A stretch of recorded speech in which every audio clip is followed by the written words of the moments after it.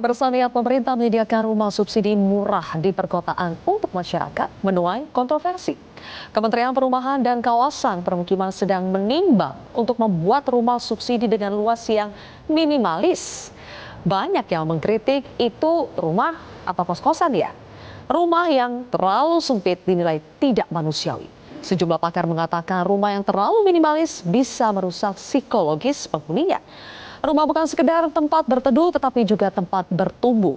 Namun, Menteri Perumahan dan Kawasan Permukiman Marwarar Sirait beralasan wacana rumah subsidi seluas 18 meter persegi adalah solusi perumahan bagi masyarakat perkotaan yang ketersediaan lahannya semakin sedikit. Menteri Ara mengatakan banyak warga yang ingin punya rumah yang dekat dengan tempat kerja atau di tengah kota. Jadi dengan memungilkan ukuran rumah akan jadi solusi atas mahalnya harga rumah di perkotaan. Menteri Ara juga mengklaim rencana ini direspons positif oleh milenial di akun sosmed sang menteri. Apakah rumah subsidi yang kian sempit tidak menyalahi aturan dan tetap layak huni? Rumah subsidi mini buat kepentingan warga atau kepentingan pengembang? Inilah kontroversi selengkapnya. Kukira Kau Rumah bersama saya Zilvia Iskandar.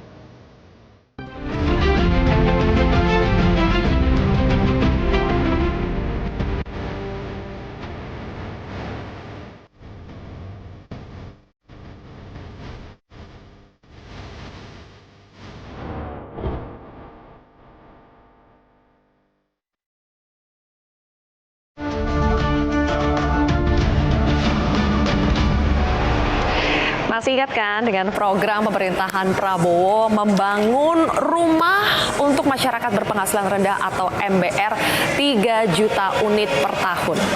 Sekarang sudah mulai kelihatan wujudnya, visualisasinya seperti apa dari rumah itu meskipun bukan dibangun oleh pemerintah tapi rumah unit percontohan di belakang saya atau mock-up.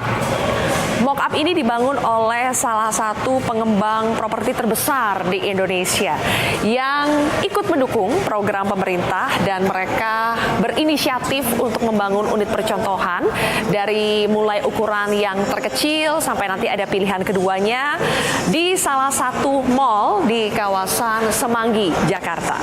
Saya akan menunjukkan kepada pemirsa, sekali lagi ya, ini bukan yang dibangun oleh pemerintah dalam program 3 juta hunian untuk masyarakat berpenghasilan rendah yang tinggal di wilayah perkotaan atau aglomerasi. Tapi program ini atau rumah yang dibangun oleh pengembang ini diharapkan bisa ikut skema pembiayaan pemerintah menjadi rumah bersubsidi untuk bisa menjangkau masyarakat ibu kota dengan penghasilan sekitar 8,5 juta sampai 14 juta tergantung di kota mana, di wilayah mana. Yang pertama, ini adalah rumah unit percontohan dengan luas bangunan. Luas bangunannya itu 14 meter persegi. Yes, Anda tidak salah dengar, luas bangunannya itu 14 meter persegi. Sementara untuk luas tanahnya itu 25 meter persegi. Seperti apa sih rumah dengan luas bangunan 14 meter persegi? Oke, ayo kita lihat bersama. Jadi ini adalah area ruang tamunya dengan luas bangunan 14 meter persegi. Panjang rumah ini panjangnya itu 5,4 ditambah 4,2 untuk area parkir mobil. Jadi panjangnya 9,6 meter persegi, sementara 9,6 meter, sementara untuk lebarnya itu 2,6 meter. Kalau yang rumah percontohan ini memang sudah diisi dengan furniture ya, jadi tergantung nih kalau pilihan furniture Anda minimalis mungkin bisa terlihat lebih luas. Tapi yang kurang lebih seperti ini masih bisa untuk sofa yang kecil untuk 2 orang, kemudian 1 meja ya. Kalau usul saya sih supaya area berjalannya bisa luas, mungkin nanti mejanya harus lebih kecil ya. Kalau di sini disediakan bisalah untuk kulkas 1 pintu, TV di atas kulkas seperti ini, bisa ada 1 mesin cuci, ada kitchen set ya dengan sink seperti ini, kemudian kaca bisa juga kalau mau pasangin kaca.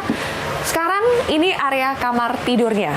Jadi kalau yang ukuran 14 meter persegi cuma satu lantai ya. Satu lantai ada satu area tamu, kemudian ada satu kamar tidur. Kalau kamar tidurnya kita lihat di sini sih yang dipasang oleh pengembangnya itu ini sepertinya ranjang ukuran queen ya. Ukuran queen itu biasanya 160 cm. Nah, ya, ini queen 160 cm. Seperti ini.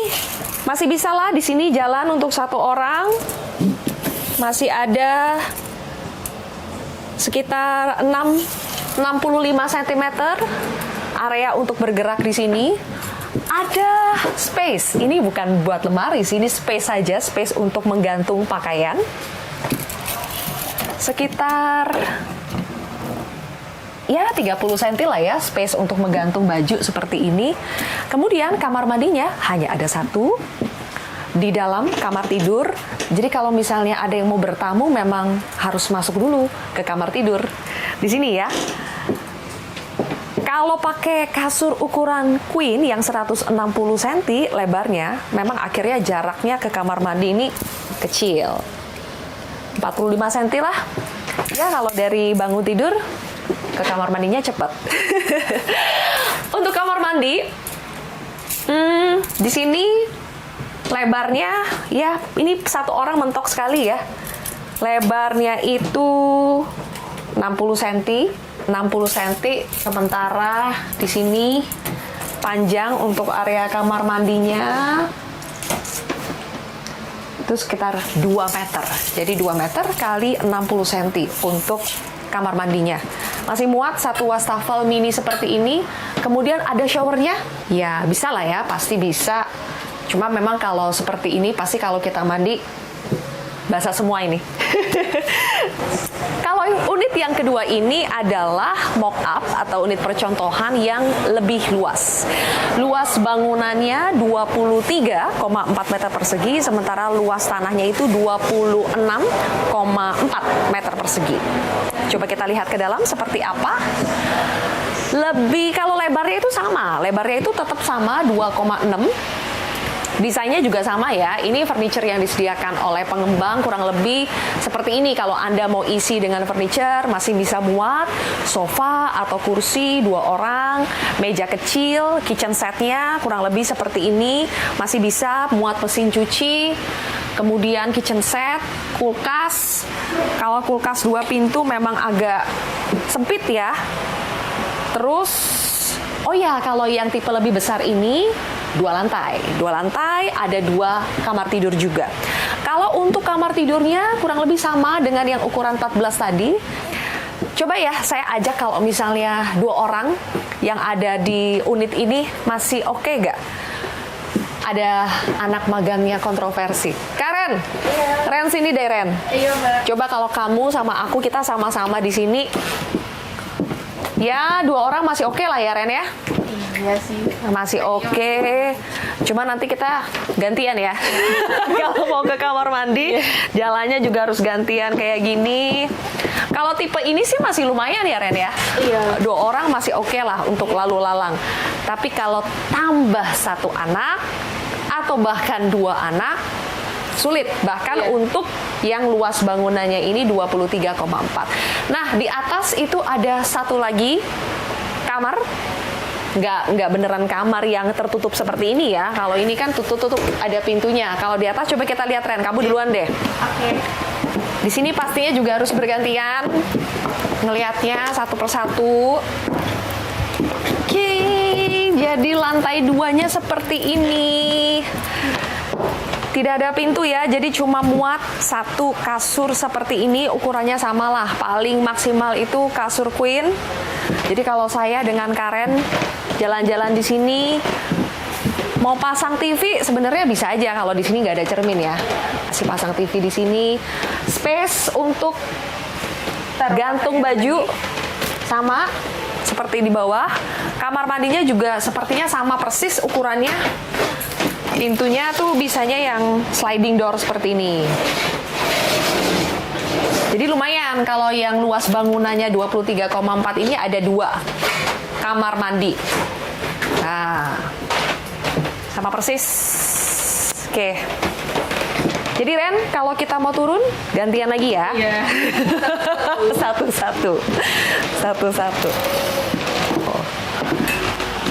Kurang lebih kalau turun tangga seperti ini, gimana Ren tangganya? Agak curam jujur. Agak curam ya. Harus hati-hati.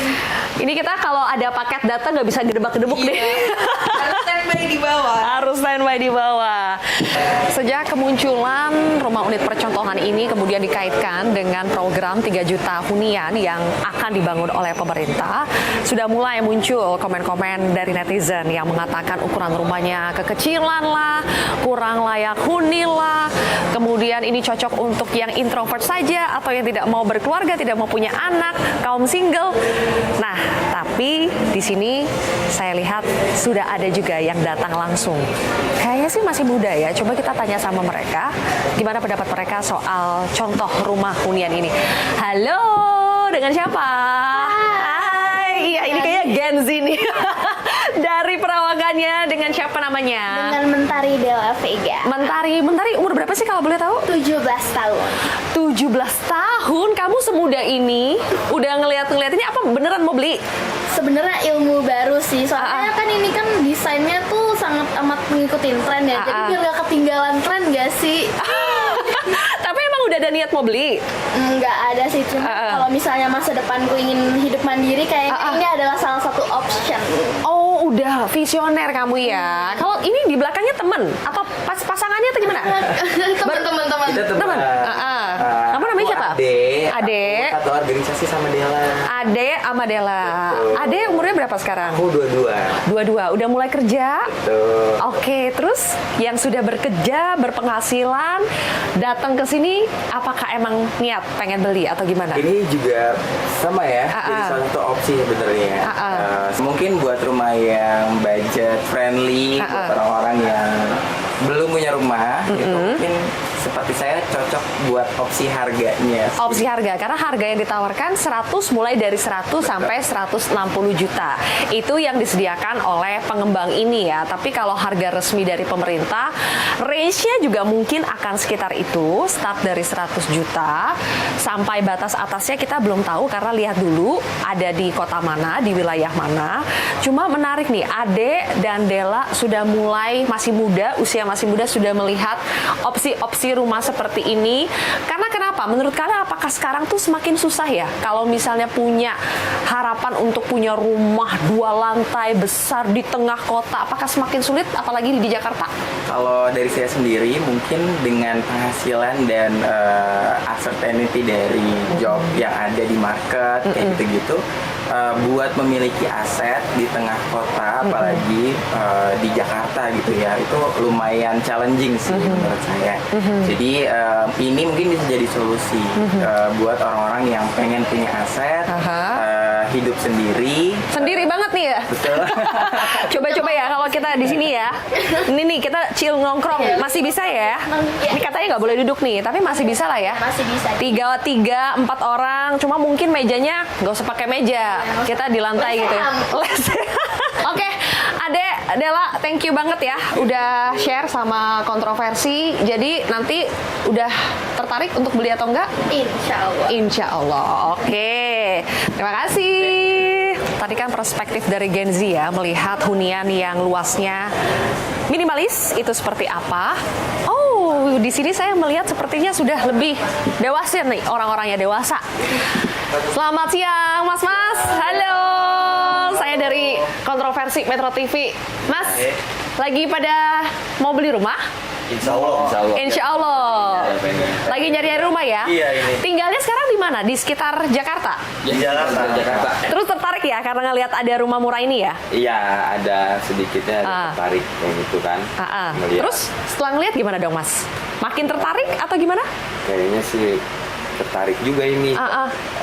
Mungkin ada beberapa kali minta perombakan kali nantinya kalau emang jadi kita ngambil. Perombakan kenapa tuh? Kenapa? Buat ini anak 2 kalinya. Sudah berkeluarga ya Mas ya? Berkeluarga. Sudah pada berkeluarga di sini ya? Anaknya masih pada kecil-kecil. Oke, anaknya kecil. bagus juga sih ini sih, lumayan lah. Menurut Mas gimana? Kalau 2 anak kayaknya agak kurang kalau tempat kayak gini. Sulit ya, sempit ya? Sempit, benar.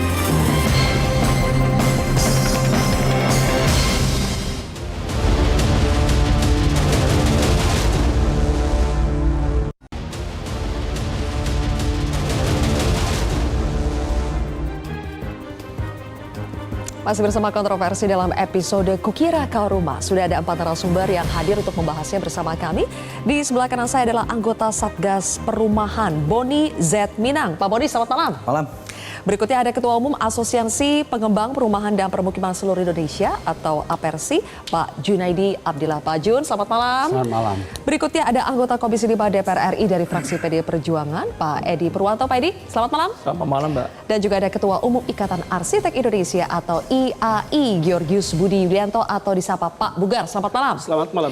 Saya yakin Bapak-Bapak sudah tidak sabar untuk mengomentari tadi rumah mungil ya yang katanya akan menjadi rumah subsidi. Tapi sebelum itu kita coba dengarkan dulu bagaimana pemerintah merespons kontroversi akan wacana rumah subsidi yang super mungil.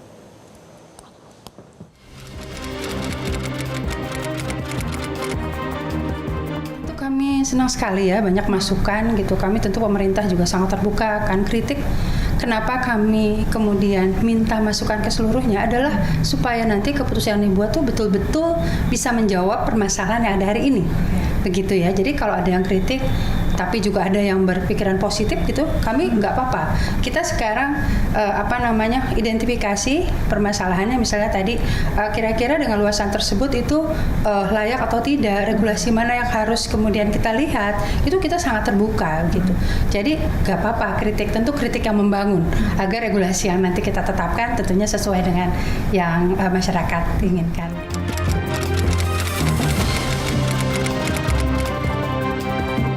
Jadi ada SNI ya 031733 2004 gitu ya. Saya juga sudah berkonsultasi dengan BSN gitu ya. Jadi memang di dalam aturan tersebut indikatornya adalah volume udara. Jadi per jiwa itu volume udaranya 18 meter kubik sampai 24 meter kubik. Kalau dikonversikan itu di 6,4 meter persegi per jiwa sampai dengan 9 meter persegi per jiwa untuk dewasa. Untuk anak itu 4,6 meter persegi. Jadi kami memang di dalam rencana membuat fitur ini emang ditujukan untuk lajang gitu ya. Kemudian masyarakat yang memang baru berkeluarga atau memang yang memang masih baru punya anak satu gitu ya. Jadi kalau dari hitung-hitungannya kalau 18 itu masih masuk ke dalam standar per jiwa menurut SNI gitu ya. Jadi kita jadi ini segmented. Sejak awal saat kita diskusi dengan teman-teman pengembang, ini memang ditujukan untuk daerah sekitar perkotaan agar titiknya itu nanti lebih dekat ke aktivitas kerja di kota gitu. Di luar daerah ya artinya bukan di perkotaan gitu ya. Itu tentu akan mengikuti yang sekarang sudah ada di 3660 tadi. Tentunya harga ini juga tergantung di lokasi mana dan harga tanah berapa. Kemarin dari salah satu pengembang itu menyampaikan di beberapa titik itu ada yang bisa di 105 atau 106 juta gitu ya. Tentu semakin dekat ke kota harganya semakin tinggi begitu. Jadi titiknya itu juga nanti pengembang yang akan memilih lokasi yang kira-kira pas untuk fitur ini gitu jika nanti kemudian kita terapkan. Kita akan terus-menerus membahas gitu ya. Hari ini kan masih banyak perdebatan juga ya, nggak apa-apa kita dengarkan. Oh ya seperti ini berarti kita harus pikirkan. Kita tidak kemudian punya target waktu begitu ya. Karena dengan yang sekarang pun itu sudah berjalan terus gitu. Jadi pembahasan yang sekarang terjadi sama sekali tidak menghambat ya masyarakat untuk beli rumah subsidi yang seperti aturan di sebelumnya. Ini adalah sekali lagi adalah opsi bagi masyarakat yang ingin tinggal lebih dekat ke perkotaan, bisa punya rumah dengan cicilan yang tentu yang lebih affordable gitu. Saya langsung ke Satgas Perumahan, Pak Boni di sini. Pak Boni, dari mana sih munculnya wacana memperkecil luas bangunan menjadi 18 meter persegi, padahal sebelumnya 21 ya paling kecil? Dari mana wacana ini? Ya tentu kita semua tahu ya. Ini kan Menteri udah utarakan, ini baru draft ya. Saya juga baru tahu sewaktu setelah acara Sumitro Institute, wartawan tanya sama saya. Saya bilang saya nggak pernah tahu dan Satgas tidak Perumahan pernah tidak tahu? didiskusikan. Hah? Bukan muncul dari Satgas Perumahan, Oh, enggak. tidak pernah didiskusikan? Tidak. Jadi langsung dari Menteri? Ya itu yang baru saya melihat dari berita dan saya mengkonfirmasi kepada Pak Hasim. Pada saat itu saya mengutarakan adalah pemahaman pribadi saya. Secara pribadi kita bilang nggak ada. Karena Presiden tidak pernah mengarahkan itu kepada kita. Pak Hashim Joyo Hadikusumo adalah Ketua Satgas Perumahan. Iya. Dan Pak Hashim juga bilang tidak tahu, tidak setuju? Jadi Satgas ini kan cerita seperti ini. Pak Hasim membawa saya ke Presiden. Kita berdialog. Harus pentingnya ada tentang perumahan. Ini program pengentasan kemiskinan sebenarnya. Dan Presiden mengatakan, oke, kalau saya buat lagi Kementerian Perumahan, apa yang kita bisa benahi? Yaitu adalah backlog permasalahan. Ya. Setelah itu apa? Renovasi dan perbaikan kawasan. Nah, Pak Prabowo aja waktu itu kaget kalau ada tipe 27. Itu nggak layak, tidak manusiawi itu. 27 saja sudah disebut tidak Iya. layak. Oleh Presiden langsung? Presiden. Kalau tahu ini ada yang mau 18? Loh, makanya pada saat itu saya kan menyimak. Ya, akhirnya saya tahu di media bahwa ini adalah baru draft. Dan karena wartawan yang nanya kepada saya, ya kan pada saat itu, ini diketahui oleh Satgas nggak? Tidak.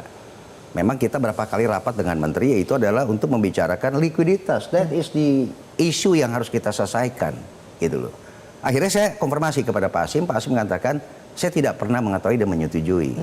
Itulah kita ada statement, karena media masyarakat menunggu. Apakah ini yang Satgas memberikan satu orkestrasi terhadap Berarti Kementerian clear Perumahan? ini bukan dari Satgas Perumahan. Lalu sikap Satgas Perumahan terhadap usulan ini bagaimana, Pak? Kita kan sudah dinyatakan sikap, kita tidak setuju. Pasti tidak setuju. Alasannya Pasti tidak apa yang setuju. utama? Loh, Presiden ini mau membangun bangsa ini untuk lebih baik. Gak ada presiden ingin membangun bangsa ini mundur. Presiden berikan hunian kepada rakyat. Sekarang presiden berpihak pada rakyat. Berikan hunian kepada rakyat yang lebih baik. Nah, ini kita mengacu pada apa? Kita berdialog sama World Bank, ya kan? World Bank malah mengatakan ke kita kenapa tidak 40 meter. Nah, kita coba 36 meter. Mungkin ke depan kita harus lebih baik dan lebih baik. Sehingga presiden tidak pernah apa. Waktu berdialog dengan Ketua Satgas Pak Hasim pada saat itu, Presiden mengatakan, oke, saya mau 3 juta rumah. Ini juga harus.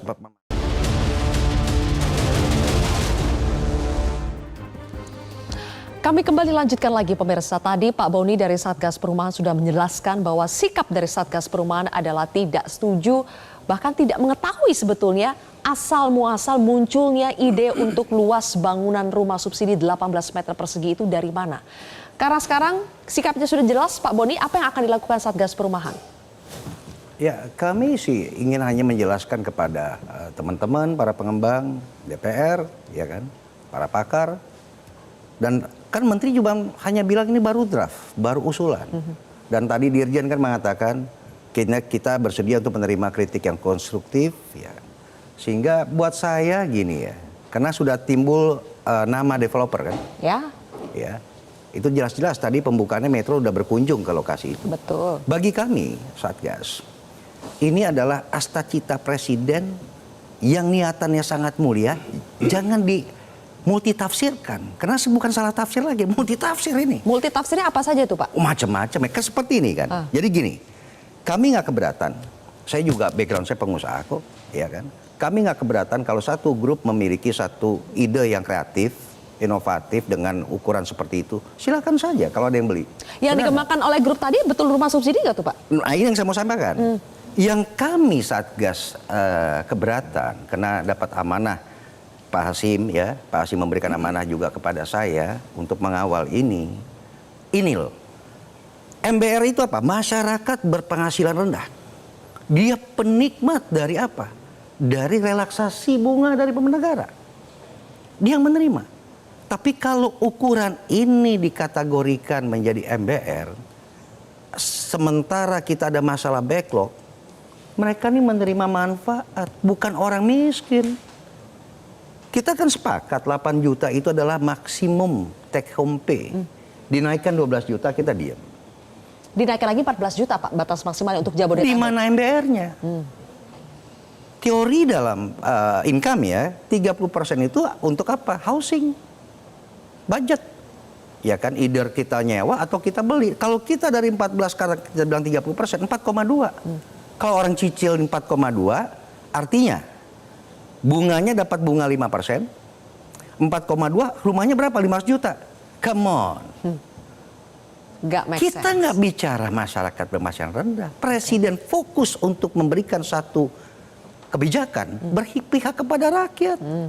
Itu kok. Dan ini belum urgensinya. Urgensi kita adalah untuk FLPP ya. Itu adalah untuk likuiditas. FLPP itu maksudnya apa Pak? Fasilitas likuiditas pembiayaan perumahan. Oke. Itu yang diberikan dari anggaran bunga murah. Satgas juga pasti menginisiasikan dengan cadangan-cadangan lagi Danantara. Nah ini dia nih Pak, karena banyak yang mengartikan 3 juta rumah subsidi itu artinya benar-benar dibangun dari nol. Bangun sebanyak 3 juta unit per Loh, tahun. kan gini, ini yang saya bilang multitafsir. Ini dia, boleh dijelaskan nanti Pak Bonang dan juga Ya. nanti kesempatan kepada narasumber yang lain karena kita harus jeda untuk headline news. Semoga pemirsa tetap bersama kami di Kontroversi, tetaplah di Metro TV pemirsa.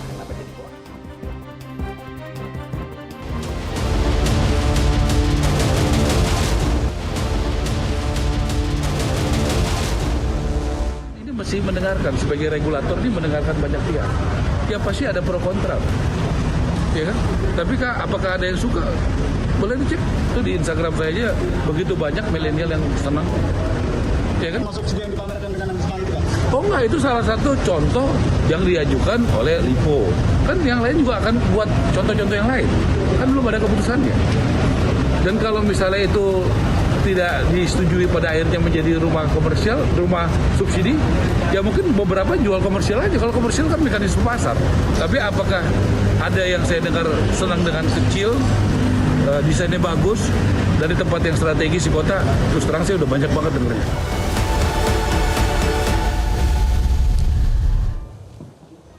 Sekarang Pak Jun dari Asosiasi Pengembang, itu kan tadi Pak Ara bilangnya salah satu pengembang sudah bikin contohnya dan akan disusul oleh pengembang-pengembang lain untuk bikin rumah contohnya. Benar nggak tuh Pak? Kalau saya melihat itu rasanya nggak cocok untuk pengembang yang lain ya. Kalau saya bagi mungkin ada pengembang yang memikirkan rakyat, ada pengembang yang murni bisnis. Nah, kami mungkin posisi dipikirin rakyat juga. Kalau bicara untung ya kami mau, tapi kami kan juga merah putih ini harus pertahankan juga. Rakyat kecil juga jangan dikorbankan. Nah, kenapa ini sudah ada indikasi akan mengorbankan rakyat kecil kalau misalnya nanti ukurannya jadi 18 meter? ya kalau melihat ukuran yang di LIPO buat, itu kan bicara layak huni, layak fungsi, layak sehat, tidak. Karena apa? Di situ pencahayaan kurang, sirkulasi udara kurang. Yang pasti itu pemborosan energi, setiap hari lampu menyala, ya kan? Keduanya pasti itu menggunakan AC. Nah kalau diisukan MBR ini nggak cocok. Satu MBR nggak mungkin setiap hari pakai AC, setiap hari nyala lampu, sementara pengeluaran dia juga besar. Nah ini menurut saya opsi-opsi ini silakan, tapi menurut saya harus ada tambahan luasan tanah. Sehingga ada space untuk udara. Sehingga ada peluang untuk membesarkan rumah itu yang dulu istilahnya ada rumah inti tumbuh karena mensiasati angsurannya supaya kemampuan punya daya angsur masyarakatnya. Oke, jadi Pak Jun kalau mau bikin rumah dengan luas bangunan 18 meter persegi itu bukan untuk kepentingan rakyat tapi untuk kepentingan bisnis? Ya artinya begini, melihatnya ini kan di kota. Kalau di kota saya berpikir tanah yang harganya 3 juta saja dapat di mana, apalagi itu kota metropolitan, kota megapolitan. Saya yakin ini tidak bisa dibangun di kota-kota besar juga. Sudah pasti mustahil. Saya Di yakin tengah kalau kota untuk rumah Jakarta. subsidi, kalau untuk rumah subsidi ya, Rumah subsidi tidak mungkin? tidak mungkin. Di tengah kota Jakarta? Tidak mungkin. Di pinggiran Jakarta sedikit? Kalau Jakarta juga tidak mungkin. Harga 3 juta tidak akan ada. Sekitaran Jakarta pun Iya, belum tentu ada? Belum ada. Makanya saya berpendapat yang sudah ada vertikal itu aja yang dikembangkan. Cuman nanti harganya mahal, tinggal kepemilikan tanahnya ini dari siapa. Ya kami berharap pemerintah memberikan fasilitas tanahnya biar kami yang membangunnya. Itu saya yakin dari sisi harga jual turun, turun sekali. Dan sisi angsuran juga turun sekali. Nah ini yang kota. Kota. Ya. Landed. Bukan. Vertikal. Jadi yang masih make sense untuk dibangun di tengah kota itu adalah yang vertikal. Yang tapak seperti itu sudah tidak mungkin. Ya, dan permasalahannya ini kan permasalahan angsuran, ya kan? Mampu nggak MBR mengangsur itu? Nah, inilah peran pemerintah menggunakan lahan-lahan yang ada. Oke. Ya kan? Pak Edi, dari Komisi 5, bagaimana menilai langkah dari Kementerian PKP yang sedang mempertimbangkan untuk mengecilkan, memunculkan opsi luas bangunan 18 meter persegi, tanahnya jadi 25 meter persegi. Itu langkah yang tepat berpihak kepada rakyat atau salah langkah? Lucu ya. Saya lihat, mohon maaf ya, tadi dari Satgas jelas tidak sependapat kaitan dengan rumah 18 meter disebut dengan MBR. Sementara Kementerian PKP seolah-olah sudah mendapat legitimasi dari Presiden untuk menyampaikan pendapat itu di mata publik.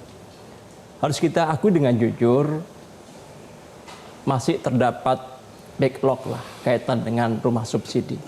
Artinya apa? Pemerintah belum berhasil menyelesaikan masalah ini dari rezim ke rezim. Harapan kami di rezim ini bisa diselesaikan masalah perumahan atau hunian bersubsidi ini. Sebenarnya yang kami harap dari DPR itu, sebelum mengambil kebijakan, ada landasan-landasan yang diambil oleh pemerintah. Dalam hal rumah subsidi, ada 3 yang harus menjadi pedoman bagi Kementerian PKP maupun Satgas.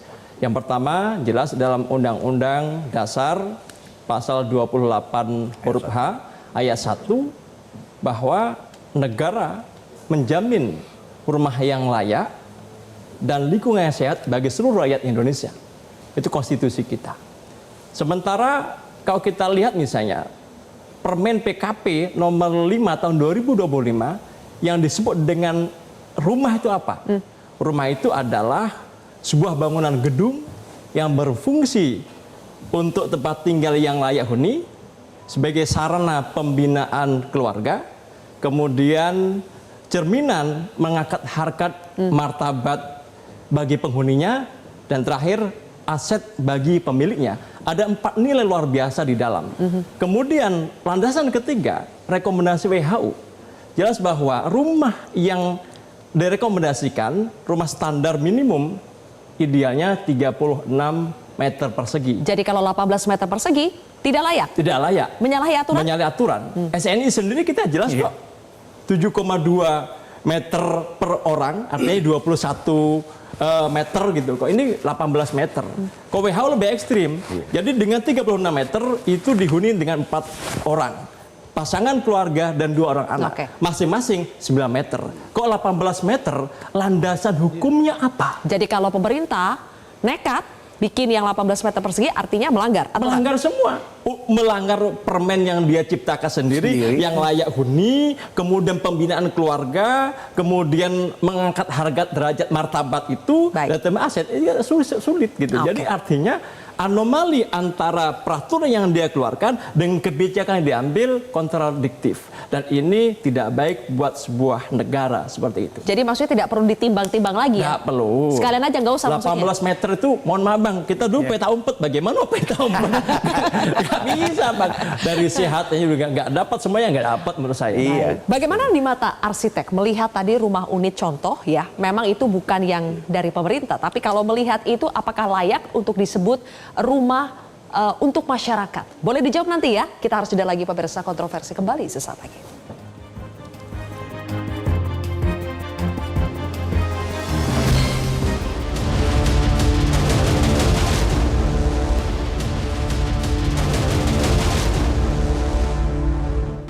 Pak Bugar, di mata arsitek melihat ada usulan rumah subsidi 18 meter persegi, itu make sense nggak? Dan contoh tadi, layak huni atau tidak itu?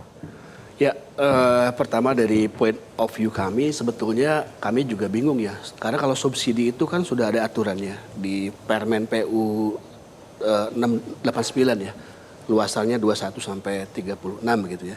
Itu untuk siapa gitu ya. Yang kedua adalah kita harus memahami dulu makna rumah sendiri. Rumah tuh tidak hanya sekedar untuk berteduh, tapi justru peradaban tuh dimulai di rumah. Bagaimana kita bisa menciptakan peradaban yang baik kalau memang di rumah sendiri tidak terfasilitasi gitu ya. UN Habitat sendiri menyebutkan bahwa rumah itu kebutuhan dasar di mana orang tuh menjadi benteng terakhir dia untuk pulang gitu. Nah, sebetulnya aturan-aturan yang masih kami pahami ada ya, dari mulai Permen 403 2002, kemudian Permen 689 2022 gitu ya. Juga SNI yang 03 tadi yang disebutkan juga sempat ya. Namun saya rasa memang yang terpenting adalah kita tidak boleh menyesatkan masyarakat dengan informasi itu. Saya kurang sependapat dengan Pak Boni tadi. Kalau misalnya kita akan bangun, ada yang bangun 18, ya silakan gitu. Tapi menurut saya Pak, kita harus melihat juga beberapa kejadian yang lalu ketika COVID terjadi. Dengan ruangan segitu besar ya, segitu kecilnya gitu ya. Apa yang terjadi? Data Kemenkes menyebutkan bahwa setiap jam itu 14 orang meninggal karena TBC pasca COVID Pak. Maaf Mas, gini. Ya.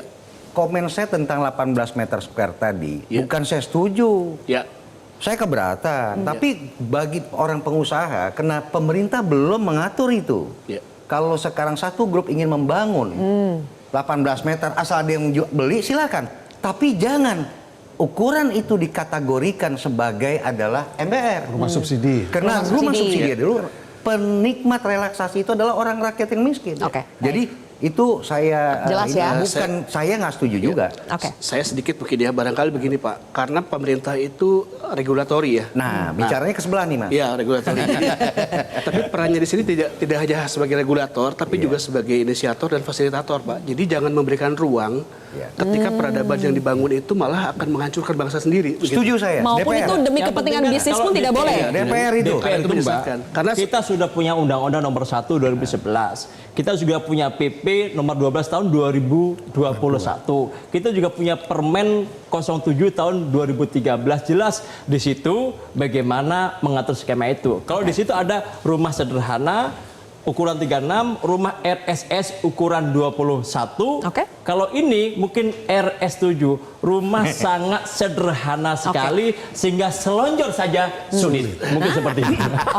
Intinya dari IAI melihat ini bukan tidak layak lagi tapi tidak manusiawi kalau 18 meter persegi. Silakan dibuka referensi apapun yang ada tentang standar itu di luar standar. Karena UN Habitat menyebutkan bahwa bahkan di SDGs ya 11.1 satu keluarga itu minimum 30 meter persegi. Ketika bertambah satu orang, tambah 10 meter lagi gitu. Ya silahkan disimpulkan. Menurut saya sih itu ya jauh panggang dari api ya. Dan jangan dibiarkan untuk itu meluas sehingga jadi standar baru yang menyesatkan menurut saya. Jadi itu Mbak, rumah yang dibangun di perkotaan, saya yakin itu yang rumah contoh, itu rata-rata 300 hingga 400 juta. Harganya? Ya, tapi jangan dibawa-bawa tentang rumah subsidi ukuran segitu. Artinya komersil ya komersil, tapi jangan judulnya ini rumah subsidi. Tidak boleh menyesatkan itu ya? Iya. Oke, baik. Nah, makanya itu contohnya di rumah perkotaan tadi, saya yakin nggak bisa dapat harga rumah subsidi. Sudah mustahil ya, rumah tapak di perkotaan, rumah subsidi 100 sekian nggak mungkin. 100 juta sekian nggak mungkin. 18 juga tidak masuk akal. Terakhir, Pak Boni, kalau begitu, masalah utama yang mau diselesaikan adalah backlog. Backlog itu adalah kesenjangan ketersediaan rumah dengan kebutuhan masyarakat yang katanya BPS 9,9 juta, versinya Pak Wakil Menteri itu sudah 15 juta. Berarti banyak sekali kesenjangannya atau backlognya. Solusinya kalau bukan rumah tapak di tengah kota itu apa berarti? Kan 3 juta itu adalah penerjemahannya ya. Kan saya bilang ada 3 program yang Presiden mengamanahkan kepada Pak Hasim ya pada saat itu. Rumah sosial di desa 1 juta itu free ya. Saya tekankan lagi nih free. Itu di desa? Ya, pesisir. Nah, di kota itu untuk menerjemahkan kebutuhan MBR yang ingin tinggal di kota.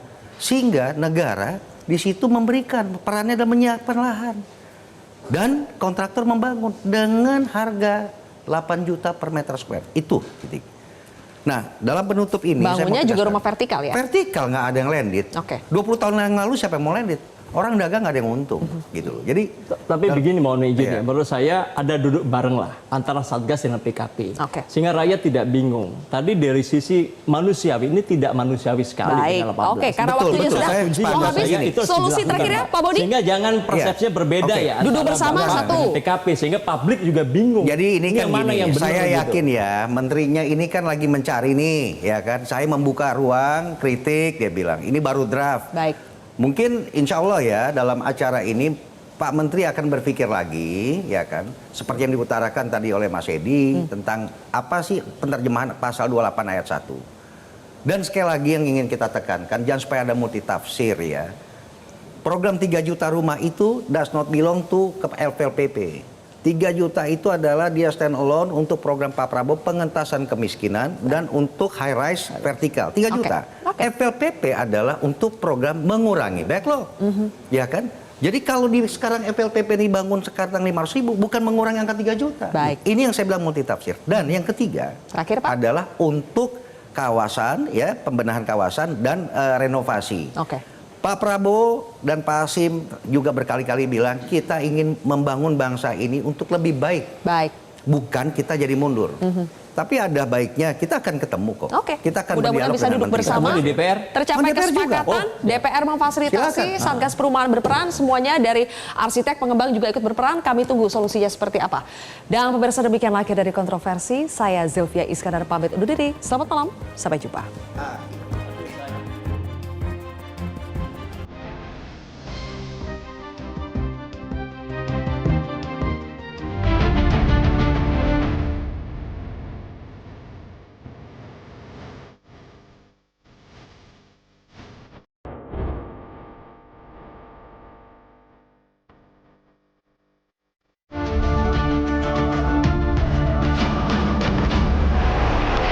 Masih ingat kan dengan program pemerintahan Prabowo membangun rumah untuk masyarakat berpenghasilan rendah atau MBR 3 juta unit per tahun.